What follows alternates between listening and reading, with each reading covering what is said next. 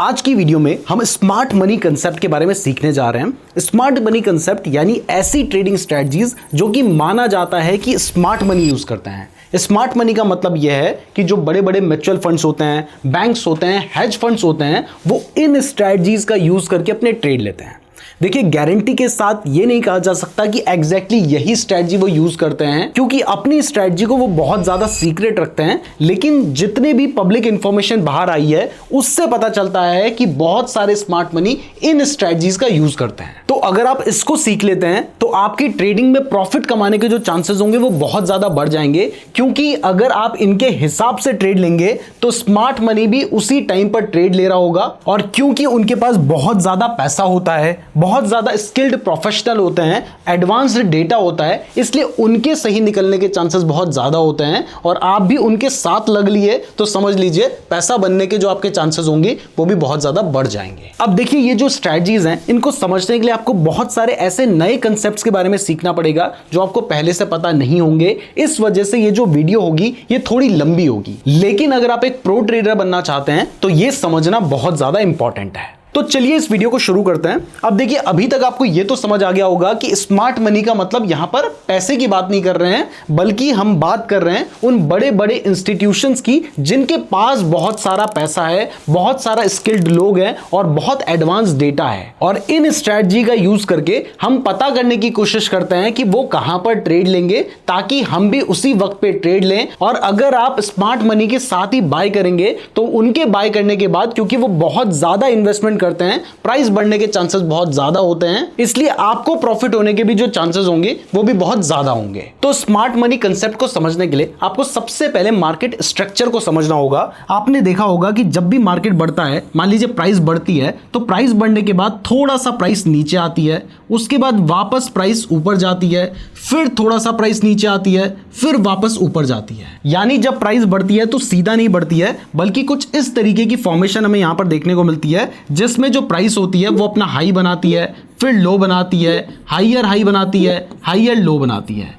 यानी अगर price up trend में होगी तो आपको इस तरीके की फॉर्मेशन देखने को मिलेगी, जिसमें price higher high and higher lows की फॉर्मेशन बनाती है। तो स्मार्ट मनी कंसेप्ट में जो पहली चीज आपको समझनी है वो है BOS यानी ब्रेक ऑफ स्ट्रक्चर, और दूसरी चीज जो आपको यहां पे समझनी है वो है CHOCH यानी चेंज ऑफ कैरेक्टर। तो अब आपको पता है कि जब प्राइस बढ़ती है तो अप ट्रेंड में कुछ इस तरीके से बढ़ती है, जहां पर आपको हाइयर हाइस एंड हाइयर लोज की फॉर्मेशन देखने को मिलती है। तो स्मार्ट मनी कंसेप्ट के हिसाब से जैसे ही प्राइस अपने हाई को ब्रेक करती है, जैसे यहां पर आप देखेंगे कि प्राइस ने अपने हाई को ब्रेक किया है, तो ये जो एरिया होगा इसको कहा जाएगा BOS यानी ब्रेक ऑफ स्ट्रक्चर। क्लियर कर दूं कि ब्रेक ऑफ स्ट्रक्चर यहां पर नहीं हुआ है, इसके बाद प्राइस नीचे आई और उसके बाद जब उसने ये वाला जो इसका हाई था इसको ब्रेक करके प्राइस ऊपर गई है, तो इस पॉइंट पर आपका ब्रेक ऑफ स्ट्रक्चर हुआ है। तो जब भी ये ब्रेक ऑफ स्ट्रक्चर होता है तो इसको बहुत ज्यादा इंपॉर्टेंट माना जाता है, और इसका यूज कैसे होता है ये हम आगे समझेंगे। अब इसके बाद जो दूसरा कंसेप्ट आपको समझना है वो है चेंज ऑफ कैरेक्टर। तो अभी तक देखिए, जो प्राइस है वो अप ट्रेंड में चल रही थी, हाइयर हाइज की फॉर्मेशन और हाइयर लोज की फॉर्मेशन आपको देखने को मिल रही थी, और बार बार ब्रेक ऑफ स्ट्रक्चर हो रहा था। लेकिन प्राइस सीधा ऊपर तो जाती नहीं रहेगी, कभी ना कभी नीचे भी आएगी। तो जैसे यहां पर मान लेते हैं कि प्राइस ने अपना हाइयर लो बनाया, यहां पर हाइयर हाई बनाया, अब इसके बाद प्राइस इससे ऊपर नहीं जा सकी, यहां से गिरने लगी और यहां पर जाके प्राइस ने अपना लो बना दिया। तो ये जो लो है ये इससे पहले वाला जो हाइयर लो था इससे नीचे है। तो इस केस में यहां पर अगर आप देखेंगे तो माना जाएगा कि ये जो हमारा पॉइंट है, यानी जिस जगह पर प्राइस ने पिछला वाला जो हाइयर लो था उसको नीचे की तरफ ब्रेक कर दिया, तो माना जाता है कि ये क्या है, ये है CHOCH यानी चेंज ऑफ कैरेक्टर। यानी अभी तक क्या हो रहा था, प्राइस ऊपर बढ़ रही थी, अब प्राइस ने अपना कैरेक्टर बदल लिया है। और प्राइस के कैरेक्टर बदलने का मतलब यह है कि पहले प्राइस अप ट्रेंड में थी, अब हो सकता है कि प्राइस डाउन ट्रेंड में आ गई हो। यानी इसको हम पहला सिग्नल मान सकते हैं कि यहां से ट्रेंड रिवर्स होने वाला है। अब ये तो हमने समझ लिया कि अप ट्रेंड में ब्रेक ऑफ स्ट्रक्चर क्या है, चेंज ऑफ कैरेक्टर क्या है। तो अब डाउन ट्रेंड में क्या होता है, चलिए ये भी समझ लेते हैं। तो अब अगर डाउन ट्रेंड की बात करें तो जब प्राइस गिर रही होती है तो वो भी एकदम से नहीं गिरती, कुछ इस तरीके की फॉर्मेशन बना के गिरती है। यानी पहले लोअर लो बनता है, फिर प्राइस थोड़ा सा ऊपर जाने की कोशिश करेगी, अपना लोअर हाई बनाएगी,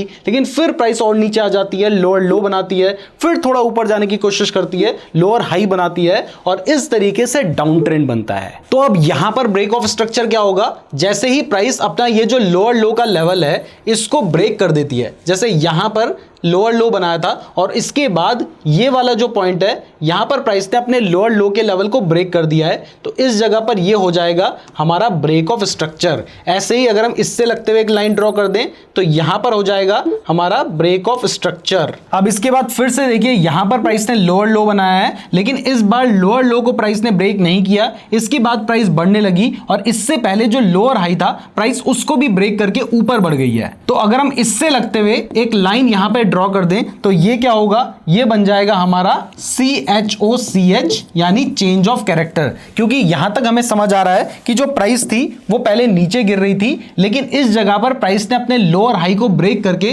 प्राइस ऊपर चली गई है। इसका मतलब यहां पे कैरेक्टर चेंज हो चुका है, प्राइस पहले डाउन ट्रेंड में थी और यहां से ऊपर जाने लगी है। तो ये एक तरह से हमारे लिए पहला सिग्नल होता है। तो अब आपको ब्रेक ऑफ स्ट्रक्चर और चेंज ऑफ कैरेक्टर क्लियर हो गया होगा। अगर क्लियर नहीं हुआ है तो एक बार जो अभी तक मैंने समझाया है उसको समझ लीजिए, क्योंकि आगे ये आपके बहुत ज्यादा काम आने वाला है। और हां, अगर आप क्रिप्टो ट्रेडिंग करना चाहते हैं या फिर क्रिप्टो ट्रेडिंग करते हैं तो इस वीडियो के डिस्क्रिप्शन में मैंने आपको डेल्टा एक्सचेंज का लिंक दे रखा है। अगर आप क्रिप्टो के फ्यूचर्स में ट्रेड करेंगे तो 30% का टैक्स भी एप्लीकेबल नहीं होगा, 24/7 वो ट्रेडिंग चलती है। इसके अलावा वहां पर आपको अप टू 200 टाइम्स तक का लेवरेज भी मिल जाता है, मतलब 1000 रुपए लगाकर 2 लाख का भी ट्रेड ले सकते हो। और तो और जिस प्लेटफॉर्म की मैं बात कर रहा हूं वो इंडिया में FIU सर्टिफाइड है और उसमें आप UPI के through fund add and withdraw भी कर सकते हैं। तो डेल्टा एक्सचेंज का लिंक डिस्क्रिप्शन पे दे रखा है, और इवन अगर आप हमारे लिंक का यूज करके डेल्टा एक्सचेंज में अपना अकाउंट ओपन करते हैं तो आप में से 100 लोग जीत सकते हैं ट्रेडिंग व्यू का फ्री सब्सक्रिप्शन। इसके बारे में डिटेल में जानने के लिए ये वाली वीडियो देख लेना,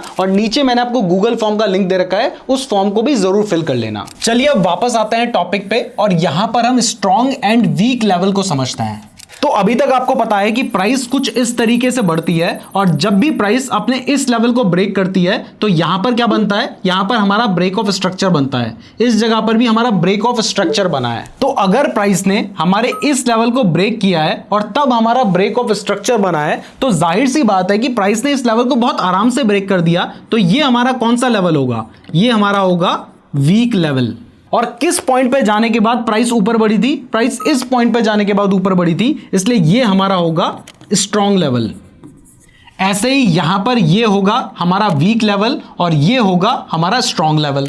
लेकिन इसके बाद जब प्राइस अपना ये जो हायर लो था इसको ब्रेक करके नीचे आ जाती है तो ये हमारा क्या होता है, ये हमारा पॉइंट होता है CHOCH यानी चेंज ऑफ कैरेक्टर। तो इस जगह पर ये वाला जो हमारा लेवल होगा, ये लेवल कौन सा लेवल होगा, क्या ये एक वीक लेवल होगा, नहीं, ये एक स्ट्रॉन्ग लेवल है, जिसकी वजह से जब प्राइस इस लेवल के पास आई तो उसके बाद नीचे गिर गई और उसने अपना जो इससे पहला वाला स्ट्रॉन्ग लेवल था उसको भी ब्रेक कर दिया। अब देखिए आपको पता है कि जब भी प्राइस इस लेवल के पास आती है और यहां पे चेंज ऑफ कैरेक्टर हो गया है तो इसका मतलब है कि पहले प्राइस अप ट्रेंड में थी, अब प्राइस डाउन ट्रेंड में आ चुकी है। अब डाउन ट्रेंड में जो खेल होगा वो पूरा पलट जाएगा। अभी तक देखिए ये वाला जो हमारा लेवल था ये एक स्ट्रॉन्ग लेवल था, यहां पर आपने देखा, लेकिन अब देखिए प्राइस इस लेवल पे आने के बाद ऊपर जाने की उसने कोशिश की, लेकिन ये जो लेवल था इस लेवल पे जाने के बाद प्राइस नीचे आ गई और यहां पर हमारा क्या हो गया, यहां पर हमारा ब्रेक ऑफ स्ट्रक्चर हो गया। तो ये वाला लेवल हमारा क्या होगा, अब ये वाला लेवल हमारा एक वीक लेवल होगा और यहां पर जाने के बाद प्राइस नीचे आई है, इसलिए ये जो लेवल होगा ये हमारा एक स्ट्रॉन्ग लेवल होगा। ये जो अभी मैंने आपको बताया है ये बहुत इंपॉर्टेंट है, इसलिए अगर कोई भी कंफ्यूजन है, समझ नहीं आया है तो एक बार वीडियो को थोड़ा सा पीछे करो, फिर से दोबारा ये कंसेप्ट समझो, आपको जब क्लियर होगा तभी आगे बढ़ना। और अगर आपको अभी तक वीडियो पसंद आ रही है तो वीडियो को लाइक और चैनल को सब्सक्राइब भी जरूर कर दीजिएगा। इसके अलावा अगर आप चाहते हैं कि मैं आपको स्मार्ट मनी कंसेप्ट से रिलेटेड कोई ट्रेडिंग स्ट्रेटजी भी बताऊं तो इसके लिए कॉमेंट जरूर कीजिए। अगर आप लोगों के अच्छे खासे कॉमेंट आते हैं तो हम इस टॉपिक के ऊपर वीडियो बनाएंगे। तो अब अगर आपको यह कंसेप्ट क्लियर हो गया है तो तीसरा कंसेप्ट जो आपके लिए समझना जरूरी है वो है सप्लाई एंड डिमांड इम्बैलेंस। तो देखिए अगर आप ट्रेडिंग करते हैं, चाहे वो किसी भी तरीके की ट्रेडिंग हो, तो वहां पर आपको यह तो पता होगा कि अगर किसी भी चीज की सप्लाई ज्यादा होती है यानी उसको बेचने वाले लोग ज्यादा हैं, खरीदने वाले लोग कम हैं। तो इस केस में क्या होता है, इस केस में उस चीज की प्राइस घटती है। और अगर किसी चीज को खरीदने वाले लोग बहुत ज्यादा हैं, यानी उसकी डिमांड बहुत ज्यादा है, बेचने वाले लोग कम हैं, तो इस जगह पर उस चीज की जो प्राइस होती है वो बढ़ती है। तो स्मार्ट मनी कंसेप्ट का पर्पस है कि इस सप्लाई और डिमांड के बीच में जब इम्बैलेंस आ रहा है, हम उसको पता करने की कोशिश करते हैं। इम्बैलेंस का मतलब यह है कि कहां पर डिमांड सप्लाई से ज्यादा हो रही है और कहां पर सप्लाई डिमांड से ज्यादा हो रही है। क्योंकि जहां पर डिमांड सप्लाई से ज्यादा हो जाएगी वहां पर प्राइस बढ़ने लगेगी, जहां पर सप्लाई डिमांड से ज्यादा हो जाएगी वहां पर प्राइस घटने लगेगी। तो अब ये जो सप्लाई एंड डिमांड का इम्बैलेंस है, इसको पता करने के लिए हम एक स्ट्रैटेजी का यूज करते हैं। चलिए अब उसको समझते हैं। तो सबसे पहले डिमांड जोन इंबैलेंस की बात करते हैं, उसके बाद सप्लाई की बात करेंगे। तो डिमांड जोन इंबैलेंस को ढूंढने के लिए आपको सबसे पहले एक ऐसी कैंडल को ढूंढना होता है जो कि अपने से पहले वाली कैंडल से दुगनी या उससे ज्यादा बड़ी हो। जैसे ये वाली जो कैंडल आपको दिखाई दे रही है, ये अपने से पहले वाली कैंडल के दुगने से भी ज्यादा बड़ी है। और इवन बेटर रहेगा कि अगर वो 3 गुने से बड़ी हो तो और बेटर यहां पर आप डिमांड जोन पता कर सकते हैं। तो जब आपको इस तरीके की कैंडल मिल जाती है, तब आपने क्या करना है, आपने उसके पहले वाली जो कैंडल है उसके हाई से लगते हुए एक लाइन ड्रॉ करनी है और उसके लो से लगते हुए भी एक लाइन ड्रॉ कर लेनी है, कुछ इस तरीके की। अब जैसे ही आप ये लाइन ड्रॉ कर लेते हैं तो ये वाला जो जोन होगा ये आपका डिमांड जोन होगा। अब आप कहेंगे कि ये वाला डिमांड जोन क्यों होगा? तो देखिए, डिमांड जोन इसलिए होगा क्योंकि आप देख सकते हैं कि इससे पहले बहुत छोटी छोटी कैंडल्स बन रही थी, लेकिन इसके बाद एक बहुत बड़ी कैंडल बनी है। तो बहुत बड़ी कैंडल क्यों बनी होगी? बहुत बड़ी कैंडल तभी बनी होगी जब यहां पर जो डिमांड होगी वो सप्लाई से ज्यादा हो गई होगी। यानी यहां पर डिमांड एंड सप्लाई के बीच में एक इम्बैलेंस आ गया है। पहले यहां पर आप देख सकते हैं कि कभी सप्लाई ज्यादा थी, कभी डिमांड ज्यादा थी, कभी सप्लाई ज्यादा थी, कभी डिमांड ज्यादा थी, इसीलिए आपको छोटी छोटी कैंडल्स देखने को मिल रही थी। लेकिन उसके बाद एक बड़ी कैंडल देखने को मिली। इससे हम साफ पता कर सकते हैं कि यहां पर जो डिमांड है वो सप्लाई से ज्यादा हो गई है। इसलिए ये जो जोन हमने अभी बनाया है इसको कहा जाता है डिमांड जोन। तो अगर यहां पे डिमांड जोन है तो इसका मतलब है कि अब अगर प्राइस यहां पे आती है तो इसके बाद प्राइस के ऊपर जाने के चांसेस होंगे। तो मैं आपको ये प्ले करके भी दिखा देता हूं। आप देख सकते हैं कि इसके बाद प्राइस ऊपर ही गई है। अब एक बार यहां पे डिमांड जोन बन गया, इसका मतलब ये नहीं है कि दोबारा से डिमांड जोन नहीं बन सकता। यहां पर भी आप देख सकते हैं कि फिर से प्राइस छोटी छोटी कैंडल्स बना रही थी और यहां पर जाकर आपको एक छोटी कैंडल दिखाई दी, लेकिन उसके बाद एक बहुत बड़ी कैंडल बनी जो कि अपने से पहली वाली कैंडल से कई गुना बड़ी है। तो आप इसके भी हाई एंड लो से एक लाइन ड्रॉ कर सकते हैं और ये वाला जो जोन होगा ये भी आपके लिए एक डिमांड जोन होगा। और देखिए, डिमांड जोन का मतलब ही ये है कि यहां पर किसी बिग मनी ने या कहें कि स्मार्ट मनी ने बहुत सारी बाइंग की है, इसकी वजह से ही यहां पर डिमांड आई है, यानी ज्यादा बायर्स आए हैं। अब इसी तरीके से सप्लाई जोन क्या होता है, चलिए वो भी समझ लेते हैं। अब अगर सप्लाई जोन की बात करें तो अगर आपको कभी चार्ट में छोटी छोटी कैंडल्स दिखाई देती हैं और उस छोटी कैंडल के बाद एक बड़ी रेड कलर की कैंडल बनती है जो कि अपने से पहली वाली कैंडल के दुगने या उससे बड़ी होती है, तो इस केस में आपने क्या करना है, आपने इससे पहले वाली जो कैंडल है, यानी ये जो कैंडल है, इसके हाई से लगते हुए एक लाइन ड्रॉ करनी है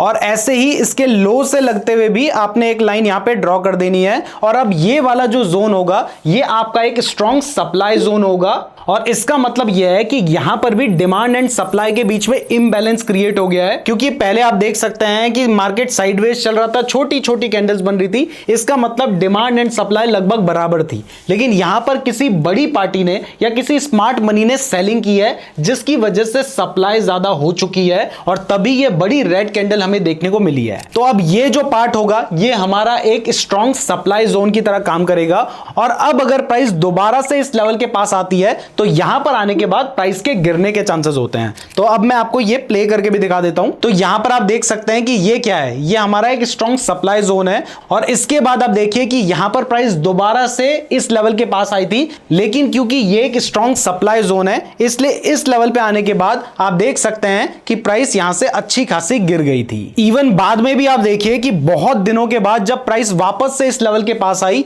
तो यहां पर फिर से उसे रेजिस्टेंस फेस करना पड़ा था, लेकिन इस बार प्राइस ने जब इस लेवल को ब्रेक कर दिया तो अब ये एक तरह से हमारे लिए डिमांड जोन बन जाएगा। तो अभी तक हमने मार्केट स्ट्रक्चर को समझ लिया है, इसके बाद हमने यहां पर स्ट्रॉन्ग एंड वीक लेवल को समझ लिया है, और फाइनली अभी तक हमने सप्लाई एंड डिमांड इंबैलेंस को समझ लिया है। तो अब अगर हम मार्केट स्ट्रक्चर और सप्लाई एंड डिमांड इंबैलेंस को जोड़ लें तो यहां पर हमारे पास एक बहुत ही स्ट्रॉन्ग स्ट्रैटेजी निकल कर आती है। तो चलिए अब हम उस स्ट्रैटेजी को समझते हैं। तो मार्केट स्ट्रक्चर की वजह से आपको पता है कि मार्केट कुछ इस तरीके से बढ़ता है। यहां पर बीच बीच में जब प्राइस अपने हायर हाई को ब्रेक करती है तो यहां पर ब्रेक ऑफ स्ट्रक्चर होता है। जैसे प्राइस ने अपने इस हाई को इस जगह पे ब्रेक किया तो ब्रेक ऑफ स्ट्रक्चर हुआ, इस हाई को यहां पे ब्रेक किया तो ये भी ब्रेक ऑफ स्ट्रक्चर हुआ, इस हाई को यहां पर ब्रेक किया तो ये भी ब्रेक ऑफ स्ट्रक्चर हुआ।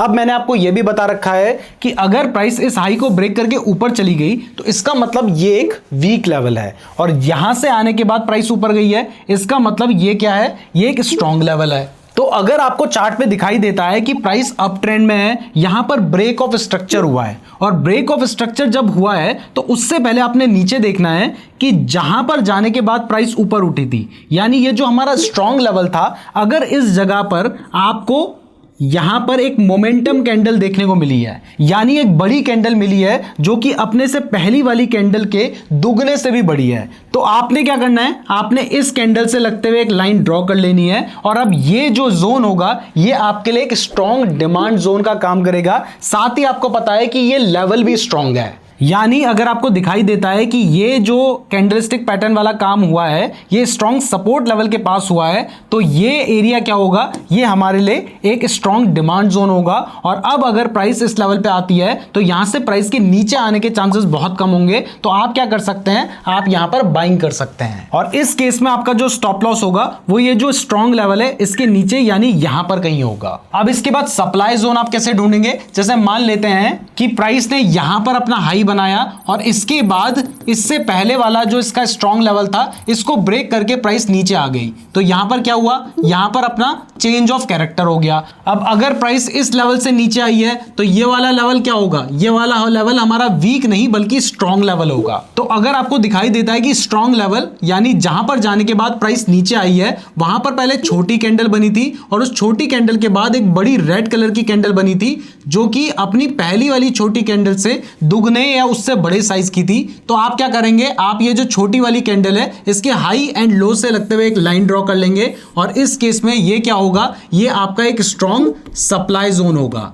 यानी अगर प्राइस अब यहां से दोबारा इस लेवल पे आती है तो यहां से नीचे आने के चांसेस होंगे, तो आप क्या कर सकते हैं, आप यहां पर शॉर्ट कर सकते हैं जिसमें आपका जो स्टॉप लॉस होगा वो इससे थोड़ा सा ऊपर यानी यहां पर होगा। तो अब आपको ये कंसेप्ट क्लियर हो गया है, तो चलिए अब नेक्स्ट कंसेप्ट की तरफ चलते हैं जो कि है हमारा FVG यानी फेयर वैल्यू गैप। वैसे देखिए ये सब कुछ चीजें जो मैं आपको बिल्कुल फ्री में सिखा रहा हूं, लोग इसका पेड कोर्स बना के बेचते हैं, तो कम से कम वीडियो को लाइक और एक अच्छा सा कमेंट जरूर कर दीजिएगा, और इसके अलावा हमें इंस्टाग्राम पे जरूर फॉलो कर लेना। तो ये जो FVG यानी फेयर वैल्यू गैप है, ये गैप कहां पे बनता है, कब बनता है, ये मैं आपको आगे बताता हूं, लेकिन जब भी ये गैप बनता है तो उस जगह पर भी डिमांड एंड सप्लाई के बीच में एक इम्बैलेंस बन जाता है, और अगर डिमांड एंड सप्लाई के बीच में इम्बैलेंस होगा यानी डिमांड बहुत ज्यादा हो जाएगी तो प्राइस बढ़ने के चांसेस होंगे, सप्लाई बहुत ज्यादा हो जाएगी तो प्राइस के गिरने के चांसेस होंगे। तो अब यही FVG चार्ट में कैसे बनता है, चलिए वो देख लेते हैं। तो फेयर वैल्यू गैप को समझने के लिए अगर कभी आपको मार्केट में इस तरीके की बड़ी ग्रीन कैंडल दिखाई देती है तो देखिए ये जो बड़ी ग्रीन कैंडल होती है ना ये बहुत इंपॉर्टेंट होती हैं। ऐसे ही जो बड़ी रेड कैंडल होती हैं ये भी बहुत इंपॉर्टेंट होती है, क्योंकि इसका सीधा सा मतलब है कि यहां पर मार्केट में इम्बैलेंस आया है। तो अगर आपको कोई ऐसी बड़ी ग्रीन कलर की कैंडल दिखाई देती है जो कि अपने से पहली वाली कैंडल के डबल या उससे बड़ी होती है, तो यहां पर मैंने आपको बताया था कि आप इसके हाई और लो से लगते हुए तो एक लाइन ड्रॉ कर ही सकते हैं जो कि आपके लिए एक डिमांड जोन की तरह काम करेगा। लेकिन अगर आपको इस बड़ी ग्रीन कैंडल के बाद एक और कैंडल दिखाई देती है जो कि इसके लो को ब्रेक नहीं करती है, तो आप क्या कर सकते हैं, आप इससे पहले वाली जो कैंडल है इसके हाई यानी यहां पर भी एक लाइन ड्रॉ कर सकते हैं, और इसके बाद वाली जो कैंडल है यानी ये वाली जो कैंडल है इसके लो से लगते हुए भी एक लाइन ड्रॉ कर सकते हैं। तो अब ये जो बीच में गैप बन रखा है ना इसको कहा जाता है FVG यानी फेयर वैल्यू गैप। अब ये इतना इंपॉर्टेंट क्यों है? ये इतना इंपॉर्टेंट इसलिए है क्योंकि देखिए यहां पर प्राइस सीधा ऊपर गई है, इसका मतलब यहां पर बहुत ज्यादा डिमांड थी, जिसकी वजह से यहां पर इतना बड़ा गैप बन रखा है। तो मतलब साफ है क्योंकि यहां पर ज्यादा बायर्स अवेलेबल थे, ज्यादा लोग खरीद रहे थे, मार्केट में डिमांड बहुत ज्यादा थी, इसलिए ये भी आपके लिए एक डिमांड जोन की तरह काम करेगा और इसको फेयर वैल्यू गैप कहा जाता है। तो अब अगर प्राइस इस लेवल के पास आती है तो यहां से प्राइस बढ़ने के चांसेस होते हैं। आप देख सकते हैं कि बहुत बार प्राइस ने इस लेवल को ब्रेक करने की कोशिश की, लेकिन उसके बाद प्राइस आगे जाकर बढ़ी ही है। अब ये तो मैंने आपको बुलिश फेयर वैल्यू गैप बताया है, लेकिन उससे पहले मेरा आपसे एक सवाल है, और वो सवाल यह है कि यहां पर भी आपको एक छोटी रेड कलर की कैंडल दिखाई दे रही है, उसके बाद जो एक बड़ी ग्रीन कलर की कैंडल है, ये इस कैंडल के 3 गुने से तो ज्यादा बड़ी ही होगी, और उसके बाद आपको एक रेड कलर की कैंडल दिखाई दे रही है। तो क्या यहां पर फेयर वैल्यू गैप है या नहीं, ये आपने कमेंट करके बताना है। और हां, अगर आप क्रिप्टो ट्रेडिंग करना चाहते हैं तो डेल्टा एक्सचेंज का लिंक डिस्क्रिप्शन पे दे रखा है, वहां से अपना अकाउंट जरूर ओपन कर लीजिएगा। और अगर स्टॉक मार्केट में इन्वेस्ट या ट्रेड करना है तो उसके लिए भी हमने डीमैट अकाउंट के लिंक आपको डिस्क्रिप्शन में दे रखे हैं। तो अब बुलिश तो हम समझ गए हैं, तो चलिए अब बेयरिश एफवीजी क्या होता है उसको भी देख लेते हैं। तो बियरिश एफवीजी के लिए अगर आपको डाउन ट्रेंड में कभी इस तरीके की बड़ी रेड कलर की कैंडल दिखाई देती है, जो कि उससे पहले वाली कैंडल की बॉडी से 2 गुना या उससे बड़ी होनी चाहिए, जो कि इस केस में है, तो यहां पर आप क्या कर सकते हैं, यहां पर आप इस कैंडल के लो से लगते हुए एक लाइन ड्रॉ कर सकते हैं कुछ इस तरीके से, और इसके बाद वाली जो कैंडल है उसके हाई से लगते हुए एक लाइन ड्रॉ कर सकते हैं कुछ इस तरीके से। अब इस केस में ये वाला जो जोन होगा ये आपके लिए एक स्ट्रॉन्ग सप्लाई जोन होगा, क्योंकि यहां पर बहुत ज्यादा सेलिंग की गई है, जिसकी वजह से ही आप देख सकते हैं कि प्राइस नीचे आई है। और यहां पर कह सकते हैं कि जो प्राइस की कमान थी वो पूरी सेलर के कंट्रोल में ही थी, जिसकी वजह से अगर प्राइस दोबारा इस लेवल के पास आती है तो यहां से प्राइस के गिरने के चांसेस होंगे। और इसके बाद आप देखिए कि फिर से एक बार प्राइस इस लेवल के पास आई थी, लेकिन उसके बाद से एक बड़ी रेड कलर की कैंडल बनी और प्राइस गिरी है। तो अब आपको एफवीजी भी समझ आ गया है, इसलिए अब अगर हम एफवीजी को मार्केट स्ट्रक्चर से जोड़ दें तो इस केस में भी यहां पर हमारे पास एक बहुत स्ट्रॉन्ग स्ट्रेटजी निकल कर आती है। तो अभी तक आपको पता है कि ये हमारा ब्रेक ऑफ स्ट्रक्चर है, ये हमारा ब्रेक ऑफ स्ट्रक्चर है, ये हमारा चेंज ऑफ कैरेक्टर है। इसके अलावा आपको पता है कि ये वाला जो हमारा लेवल है ये एक वीक लेवल है, ये वाला जो हमारा लेवल है ये एक स्ट्रॉन्ग लेवल है। तो अगर आपको दिखाई देता है कि जहां पर हमारा स्ट्रॉन्ग लेवल है वहां पर एक एफवीजी क्रिएट हो रखा है, तो इस केस में ये जो एफवीजी होगा ये एक बहुत स्ट्रॉन्ग डिमांड जोन होगा, और यहां पर प्राइस आने के बाद वापस से बढ़ने के चांस होंगे। तो आप क्या कर सकते हैं, आप यहां पर बाय कर सकते हैं, और ये जो आपका सपोर्ट जोन है इससे थोड़ा नीचे, यानी यहां पर आप अपना स्टॉप लॉस रख सकते हैं। अब ये तो बुलिश एफवीजी था। इसके बाद आपको यहां पर पता है कि ये वाला हमारा कौन सा लेवल है, ये हमारा एक स्ट्रॉन्ग लेवल है। स्ट्रॉन्ग लेवल क्यों है, क्योंकि इस जगह पर जाने के बाद प्राइस नीचे आ गई थी और यहां पर चेंज ऑफ कैरेक्टर हो गया था। तो अगर आपको दिखाई देता है कि जहां पर हमारा चेंज ऑफ कैरेक्टर हुआ था वहां पर एक एफवीजी जोन बन रखा है, तो इसका मतलब है ये जो जोन होगा ये बहुत ज्यादा स्ट्रॉन्ग होगा, और अगर प्राइस इस लेवल के पास आती है तो यहां से वापस से प्राइस के गिरने के चांसेस होते हैं। तो अब आपको सेकंड स्ट्रैटेजी भी पता चल चुकी है, तो अब चलिए तीसरी और फाइनल स्ट्रैटेजी समझते हैं, जिसके लिए हमें समझना होगा लिक्विडिटी ग्रैब को। तो ये जो लिक्विडिटी ग्रैब है ये बेसिकली एक जोन होता है जहां पर हाईएस्ट नंबर ऑफ ऑर्डर्स लगे हुए होते हैं। एग्जांपल के लिए हो सकता है कि वहां पर बहुत सारे स्टॉप लॉस लगे हुए हों। तो अब देखिए ये जो स्मार्ट मनी है, यानी ये जो बड़े बड़े बैंक्स, म्यूचुअल फंड्स हैं, हेज फंड्स हैं, इनको अगर बाइंग करनी है या सेलिंग करनी है तो इन्हें बहुत ज़्यादा लिक्विडिटी चाहिए होती है।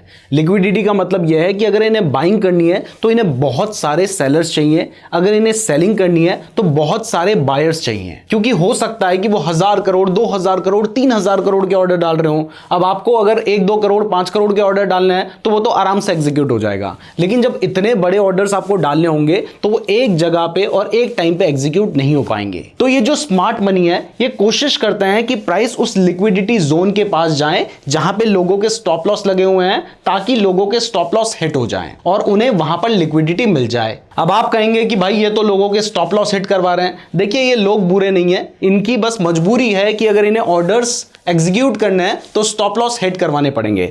अब अगर आपको जो बातें अभी तक मैंने कही है वो समझ नहीं आई है तो भी डोंट वरी, अब मैं आपको एक एग्जांपल देता देता हूं, उससे आपको सब कुछ समझ आने लगेगा। तो मान लीजिए जो रेड लाइन है ये एक सपोर्ट है, यानी जब भी प्राइस इस लेवल के पास आती है तो यहां से बढ़ जाती है। तो अब जब प्राइस वापस से इस लेवल के पास आएगी तो यहां पर आप क्या करेंगे, आपने देखा है कि प्राइस इस लेवल के पास आती है तो यहां से ऊपर चली जाती है, तो यहां पर आप बाय कर लेंगे। और बाय करोगे तो नीचे कहीं ना कहीं पे स्टॉप लॉस भी रखोगे। तो या तो आपने यहां पे अपना स्टॉप लॉस रखा होगा, यहां पे स्टॉप लॉस रखा होगा, या यहां पे स्टॉप लॉस रखा होगा, यानी अपने सपोर्ट से थोड़ा नीचे आपने अपना स्टॉप लॉस लगा रखा होगा। तो अब अगर स्मार्ट मनी को बहुत सारी बाइंग करनी है तो उन्हें भी पता है कि ज्यादातर लोग सपोर्ट के थोड़ा नीचे अपना स्टॉप लॉस लगाते हैं, जो कि एक सही तरीका भी है। लेकिन वो इस जगह पर कोशिश क्या करेंगे, वो कोशिश करेंगे कि प्राइस पहले थोड़ा सा नीचे आ जाए, यानी आपने बाय किया उसके बाद प्राइस नीचे आएगी, जहां पर जाके आपका स्टॉप लॉस हिट हो जाएगा। अब ये जो स्टॉप लॉस है ये बेसिकली एक सेल स्टॉप लॉस होगा, क्योंकि आपने क्या किया था, आपने यहां पर बाइंग की थी, तो आपने जो खरीदा था अब आपने वो बेच दिया। तो अब ये आपने बेचा पता है किसको है, ये आपने बेचा है स्मार्ट मनी को। यानी उन्हें खरीदना था, उन्हें बहुत सारी लिक्विडिटी चाहिए थी, तो उन्होंने लोगों के स्टॉप लॉस हिट करवाए और खुद बाइंग कर ली। अब जैसे ही यहां पे बहुत सारे लोगों के स्टॉप लॉस हिट होंगे तो यहां पर क्या हो रही है, यहां पर सेलिंग हो रही है। तो सेलिंग होने की वजह से मार्केट में सप्लाई आएगी और सप्लाई आने से प्राइस थोड़ा और नीचे चली जाएगी। अब प्राइस जब थोड़ा और नीचे जाएगी तो यहां पर बहुत सारे शाणे लोगों को लगेगा कि भैया हम यहां पर क्या करते हैं, हम यहां पर शॉर्ट कर देते हैं, शॉर्ट करके प्रॉफिट कमाएंगे, यानी वो भी सेलिंग करेंगे। और जब वो भी सेलिंग करेंगे तो ये जो समझदार यानी स्मार्ट मनी है, इनको तो बाइंग करनी थी, तो अब उनको अच्छी खासी लिक्विडिटी मिल जाएगी। और जब उनको लिक्विडिटी मिल जाएगी, इतने सारी वो बाइंग ऑलरेडी कर चुके हैं, तो उनके बाय करने की वजह से जो डिमांड आएगी उसके बाद प्राइस क्या करेगी, प्राइस इस लेवल को ब्रेक करके ऊपर चली जाएगी। और अभी तो रुको, क्लाइमैक्स अभी बाकी है। और जब प्राइस यहां पे ऊपर जाएगी तो जिन शाणे लोगों ने यहां पर शॉर्ट किया था ना, उन लोगों के स्टॉप लॉस यहां पे होंगे, उन लोगों के स्टॉप लॉस होगा इस सपोर्ट के थोड़ा सा ऊपर। और ये किस तरीके का स्टॉप लॉस होगा, ये एक बाय करने का स्टॉप लॉस होगा, क्योंकि वो पहले शॉर्ट कर चुके हैं। तो अब जैसे ही प्राइस वापस से इस लेवल पे आएगी, इन लोगों के स्टॉप लॉस हिट होंगे, इन्होंने पहले शॉर्ट कर रखा था, यहां पर बाइंग आएगी, जिसकी वजह से प्राइस और तेजी से ऊपर चली जाएगी और यहां पर ये अच्छा खासा प्रॉफिट जो है वो स्मार्ट मनी कमा लेंगे। तो वो एरिया जहां पर बहुत सारे लोगों के स्टॉप लॉस लगे होते हैं, उस एरिया को कहा जाता है लिक्विडिटी जोन। और ये जो स्मार्ट मनी है वो उस लिक्विडिटी को ग्रैब करने की कोशिश करते हैं, जिसके लिए वो प्राइस कई बार सपोर्ट से नीचे लेके आते हैं और उसके बाद प्राइस ऊपर चली जाती है बहुत सारे लोगों के स्टॉप लॉस हिट करवा के। यानी ये जो लिक्विडिटी जोन है, यहां पर जाने के बाद मार्केट रिवर्स कर सकता है, क्योंकि यहां पर जो सप्लाई और डिमांड है उसका इम्बैलेंस क्रिएट हो जाता है। या तो बहुत सारी सप्लाई आ जाती है स्टॉप लॉस हिट होने की वजह से, या फिर स्टॉप लॉस हिट होने की वजह से बहुत सारी डिमांड आ जाती है। तो जहां पर लिक्विडिटी जोन है वहां पर हम अपनी एंट्री भी डिसाइड कर सकते हैं, और वो कैसे होगा चलिए अब ये समझते हैं। तो कई बार आपने देखा होगा कि प्राइस इस तरीके से ऊपर जाती है, उसके बाद थोड़ा नीचे आती है और उसके बाद वापस ऊपर जाने लगती है। अब जब प्राइस यहां से ऊपर जा रही होगी तो ये आपका एक स्ट्रॉन्ग सपोर्ट जोन होगा या सपोर्ट लेवल होगा। अब इसके बाद प्राइस वापस से ऊपर चली जाती है। अब जब प्राइस वापस से ऊपर जाएगी तो ऊपर जाने के बाद कई बार क्या होता है कि प्राइस नीचे आती है। अब जब प्राइस इस लेवल के पास आती है तो बहुत सारे लोगों को लगता है कि भाई यहां से तो प्राइस ऊपर जाएगी, तो वो यहां पे बाय कर लेते हैं। लेकिन प्राइस यहां से ऊपर जाने की जगह थोड़ा सा नीचे आ जाती है, और जो मैंने आपको सिखाया था चेंज ऑफ कैरेक्टर, यानी यहां पर क्या हो जाता है, CHOCH चेंज ऑफ कैरेक्टर हो जाता है, ऐसा लोगों को लगता है। अब जैसे ही यहां पर चेंज ऑफ कैरेक्टर हुआ होगा तो आपको पता है कि इस एरिया के आसपास बहुत सारे लोगों ने अपने स्टॉप लॉस लगा रखे होंगे, यानी ये जो एरिया होगा ये क्या होगा, ये एक लिक्विडिटी जोन होगा। तो जब स्मार्ट मनी को बाइंग करनी है तो वो क्या करेंगे, वो प्राइस इस लिक्विडिटी जोन के पास लेके आएंगे। यहां पर उन्हें बहुत सारे लोगों के स्टॉप लॉस हिट करवा के बायर्स मिल जाएंगे, जिससे वो अच्छी खासी खरीदारी कर लेंगे और उसके बाद जो प्राइस होगी वो ऊपर चली जाएगी। यानी यहां पर आपको क्या लगा, आपको लगा कि भाई ट्रेंड चेंज हो चुका है, रिवर्सल हो चुका है, लेकिन जो स्मार्ट मनी है उसने लोगों के स्टॉप लॉस हिट करवा दिए और उसके बाद वापस से प्राइस ऊपर चली गई, यानी ट्रेंड बिल्कुल सेम का सेम ही रहा। तो जब प्राइस इस लिक्विडिटी जोन के पास आती है, यानी यहां पर आती है, तो आप भी क्या कर सकते हैं, आप भी यहां पर बाय कर सकते हैं। और आपने क्योंकि स्मार्ट मनी के साथ बाय किया होगा तो इसके बाद प्राइस ऊपर जा सकती है और आपको अच्छा खासा प्रॉफिट हो सकता है। लेकिन अब सबसे बड़ा सवाल यह उठता है कि आपको कैसे पता चलेगा कि भाई यहां पे चेंज ऑफ कैरेक्टर हुआ है या फिर ये जो स्मार्ट मनी है ये अपना गेम खेल रहे हैं आपका स्टॉप लॉस हिट करवाने के लिए। तो इसके लिए जो सबसे ज्यादा इंपॉर्टेंट होता है वो होता है कैंडलस्टिक पैटर्न। देखिए जैसे ही यहां पर आपको दिखाई दिया कि भाई चेंज ऑफ कैरेक्टर हो गया है, तो आपको यहां पे देखना है कि वो चेंज ऑफ कैरेक्टर जब हुआ है उस जगह पर कैंडलस्टिक पैटर्न कौन सा बना है। यानी अगर वो चेंज ऑफ कैरेक्टर हो रहा है और उसमें एक बड़ी रेड कलर की कैंडल बन रही है तो बहुत ज्यादा चांसेस हैं कि वो एक्चुअल में एक चेंज ऑफ कैरेक्टर ही है। और ये जब कैंडल कंप्लीट हो जाएगी तब देखना, ऐसा नहीं कि बड़ी सी कैंडल बन के प्राइस नीचे आई, आपने कहा भैया कैंडल बन चुकी है। जब कैंडल कंप्लीट हो जाती है उसके बाद दूसरी रेड कैंडल बनती है तभी आप उसको चेंज ऑफ कैरेक्टर मानिए। जबकि इसकी जगह पर अगर प्राइस इस तरीके की एक लॉन्ग विक कैंडल बनाती है तो यहां पर आप यह समझ सकते हैं कि ये जो लॉन्ग विक बनाई गई है ये लोगों के स्टॉप लॉस हिट करवाने के लिए बनाई गई थी और इसके बाद यहां से प्राइस बढ़ने के चांसेस होते हैं। तो आप क्या कर सकते हैं, आप यहां पे बाइंग कर सकते हैं। आपका जो स्टॉप लॉस होगा वो इस लॉन्ग विक कैंडल के नीचे यानी यहां पर होगा और इस तरीके से आप स्मार्ट मनी के साथ चल के अच्छा खासा प्रॉफिट कमा सकते हैं। तो जैसे ये एक एग्जांपल है, इसमें आप देख सकते हैं कि मार्केट पहले अप ट्रेंड में था, प्राइस इस लेवल पे जाने के बाद नीचे आती है और यहां से ऊपर बढ़ते बढ़ते इस लेवल पे जाती है। तो यहां पर आपको सबसे पहले एक ब्रेक ऑफ स्ट्रक्चर दिखाई देता है, इसके बाद प्राइस इस लेवल पे आती है और यहां पे आने के बाद इस जगह पे आके वापस बढ़ने लगती है। अब इसके बाद आपको दिखाई देता है कि भाई प्राइस जो हमारा ये वाला स्ट्रॉन्ग लेवल था इसको ब्रेक करके नीचे नहीं आ पाती और यहीं से प्राइस नीचे आने लगती है। तो अब आपको क्या लगेगा कि अब आपको यह लगेगा कि प्राइस ने अपना ये वाला जो लेवल है इसको ब्रेक कर दिया है और यहां पर क्या हो चुका है, यहां पर आपको लगेगा कि चेंज ऑफ कैरेक्टर हो चुका है। अब इस वजह से बहुत सारे लोग क्या करेंगे, वो यहां पर शॉर्ट कर देंगे। इसके बाद जब प्राइस वापस से इस लेवल पे आई थी तो यहां पर बहुत सारे लोगों ने बाय भी किया होगा, करीब करीब यहां पे बाय किया होगा। तो उन सबका स्टॉप लॉस क्या होगा, उन सबका स्टॉप लॉस इस लेवल पे होगा।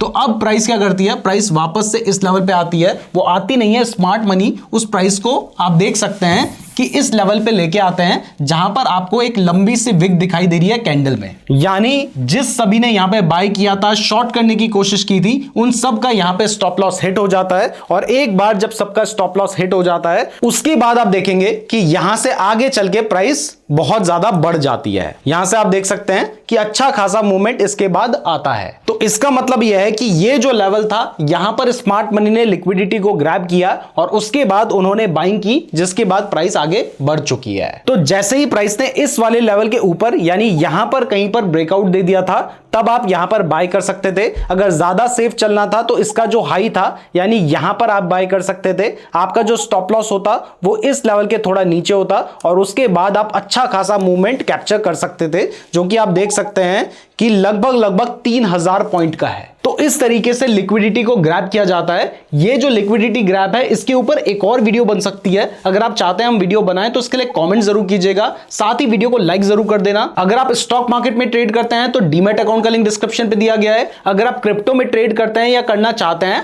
तो डेल्टा एक्सचेंज का लिंक डिस्क्रिप्शन पे दिया है और इवन एक गूगल फॉर्म का लिंक भी डिस्क्रिप्शन पे दे रखा है, उसको भी जरूर फिल कर लीजिएगा। अगर आपने इस वीडियो को पूरा देख लिया है तो इस कंसेप्ट को अच्छे से यूज करने के लिए आपको कैंडलस्टिक पैटर्न्स को भी सीखना पड़ेगा। तो रिसेंटली हमने कैंडलस्टिक पैटर्न के ऊपर वीडियो बना रखी है जिसमें हमने कैंडलस्टिक पैटर्न की पूरी साइकोलॉजी को समझा है, तो उस वीडियो को जरूर देख लीजिएगा। इसके अलावा हमने प्राइस एक्शन के ऊपर भी एक बहुत गजब की वीडियो बनाई है जिसको तो लोग पेड कोर्स बनाकर बेचते हैं, तो उस वीडियो को भी जरूर देख लीजिएगा। और अगर आप क्रिप्टो ट्रेडिंग की शुरुआत करना चाहते हैं तो आप ये वाली वीडियो देख सकते हैं।